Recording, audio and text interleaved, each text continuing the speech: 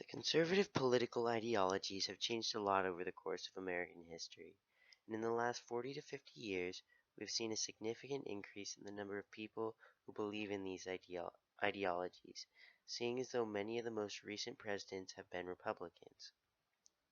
The rise of conservatism that occurred recently all started with Barry Goldwater's acceptance speech at the 1964 Republican Convention.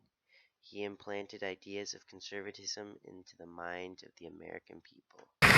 The good Lord raised this mighty republic to be a home for the brave and to flourish as the land of the free, not to stagnate in the swampland of collectivism, not to cringe before the bullying of communism.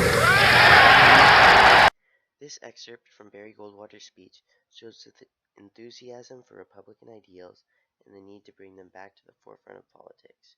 Since this movement was not your average social movement, the rise of conservatism was basically a change in the mindset of the American people as they had lost some of their hope in the American government. Also, they were discouraged by the fact that the leadership of liberals and the policies that liberals created were not working well. This was all the perfect storm for conservatives, as they generally want to reduce the size of the government. The impact of this rise of conservatism was really seen when President Ronald Reagan was elected in 1981.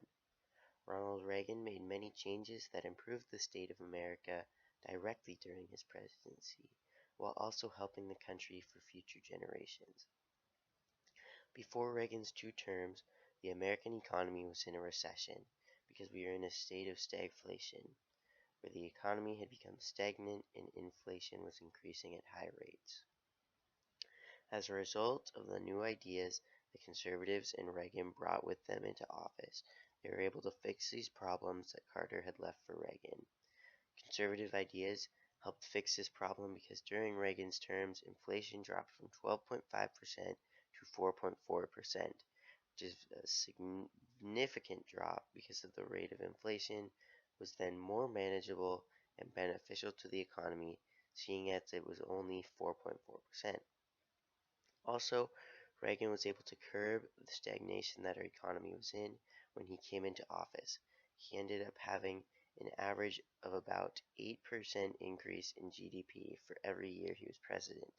These economic improvements show how conservative ideologies were very beneficial for this time period in the improvement of our economy.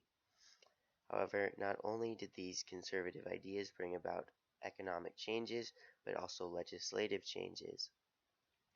For example, taxes were cut by multiple different pieces of legislation during Reagan's presidency, with the most significant being the Tax Reform Act of 1986, which dropped the top tax rate down to 28%. At the beginning of Reagan's presidency, the top tax rate was about 70%.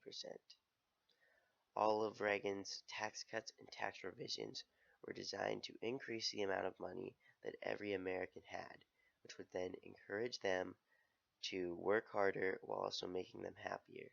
Since cuts were made to tax rates, the amount of revenue that the government was making would go down, so spending cuts would have to be made. In this case, conservatives decided to cut some spending for welfare programs while also creating legislation so that Congress did not expand any welfare programs.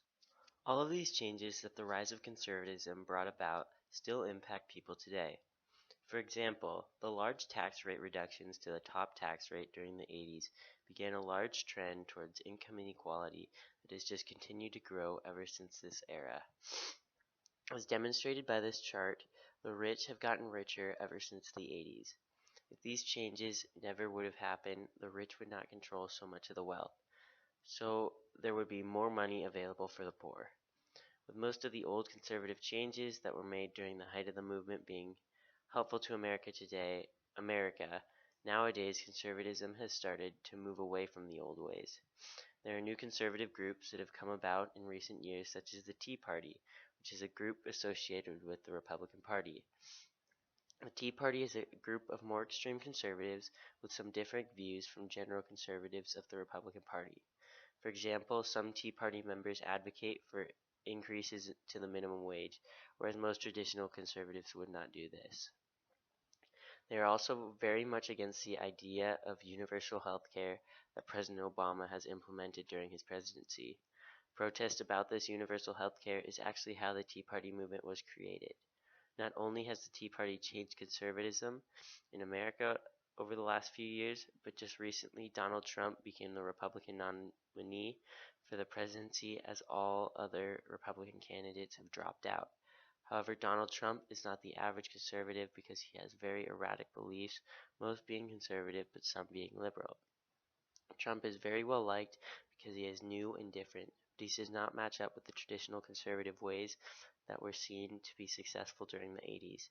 This election cycle is a very interesting one, to say the least. It is also a critical time for conservatism because if Donald Trump becomes the new face of the party, then it will be interesting to see how it changes in the future.